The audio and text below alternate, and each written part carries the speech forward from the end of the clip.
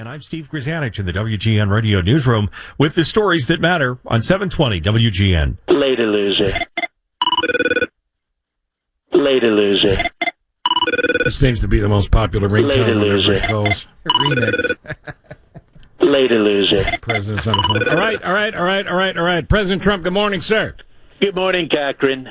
Oh, hey, by the way, before we start, can I just wish your producer, Mary, and the other Mary who does the traffic report, a very happy Women's History Month.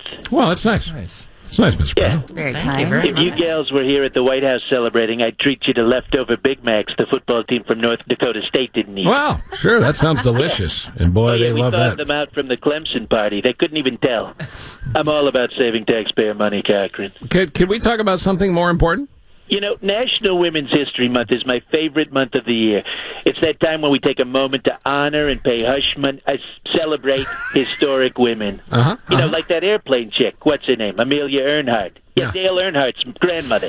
That's what it is. I think it's Amelia Earhart. Many, many times throughout history, women have accomplished lots of important things. Now, I can't think of them off the top of my head, but they're not things like landing on the moon or becoming president or sailing and discovering the new world like explorer Christopher Cross, who was such an underrated singer, by the way. Yeah, and I didn't realize he had discovered America because I thought it was Christopher Columbus. Whatever. The point is, when it comes to my women's history, for the record, I don't call them women. I call them divorces, okay? That I can tell you. Mr. President, speaking of women, how is the First Lady doing? Melania was on her Best tour the past few days, traveling around, looking at the emotional health of children, stressing the need to end cyberbullying, hitting the road. Wait a minute. She's been gone? Yes. Then who's taking care of Barron? Isn't he playing Fortnite or something? Excuse me for a sec. Mike. Yes, my liege. Can you do a quick welfare check on Barron upstairs? Absolutely, sir. Before or after I pick up your McDonald's? Well, after, of course. Okay, now back to being best, okay? I agree 100% with Melania and all that stuff. And I talk about the incredible work she's doing to end cyberbullying every morning, right after I personally attack that old bag Nancy Pelosi and Alexandria Ocasio-Cortez on Twitter.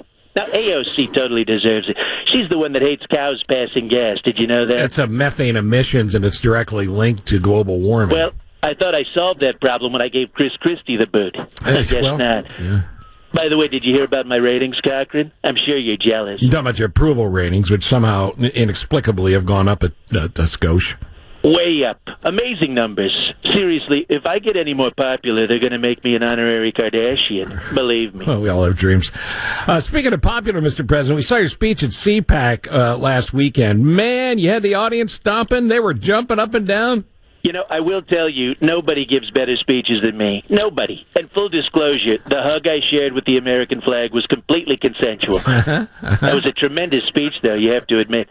I had 97 applause breaks, 118 laughter at the expense of Democrats breaks, and about 3 bathroom breaks because, hey, I'm 72. My bladder is not as huge as it used to be. Well, more than we needed to know. So the Democrats in Congress have begun a big investigation of you. The House Judiciary Committee, headed by Jerry Nadler, wants 81 of your associates to hand over documents, tell them everything they know about you. 81. That's impossible. I can't even get Melania to tell me what she ordered from Tiffany's on my Amex Black card. It's a witch hunt, Cochran. And by the way, the guy that's leading this whole thing, Jerry Nadler, now that's going to be the worst adult film actor name of all time. Really does. Can you tell us why you ordered the security clearance for your son-in-law, Jared Kushner, when your lawyer and chief of staff both said no? Now, look, it's a totally inappropriate time to answer that question. What? I mean, Luke Perry just passed away. Many of us are still processing the grief. Totally inappropriate. What does have to do with it? Look, Hillary Clinton has officially announced, and Bloomberg too now, that she's not running in 2020. What are your thoughts on that? You know what? In all fairness, the only guy who's upset that she's not running is Bill Clinton, because he wanted more free time to himself, if you know what I mean. Yeah, well, you know what? I can't argue with that. Frankly, I'm excited that this Hickenlooper guy is running for president. Say it with me, Hickenlooper. Hickenlooper. You say it again. Say Hickenlooper. Hickenlooper. Now let's say it together. Hickenlooper. Isn't that fun? Former Governor John Hickenlooper from Colorado. It's a fun name to use on Twitter, I'll tell you that. Hickenlooper. Sounds like some weird Dr. Seuss character from the Lorax. It's always great having you on the show, Mr. President, and I only mean that halfway. Later, loser. Okay, bye-bye. There you go. I think we all remember when Christopher Cross discovered America. Sailing the Nina, the Pinta, and the Kenny Loggins. Crank this up. Let's rock.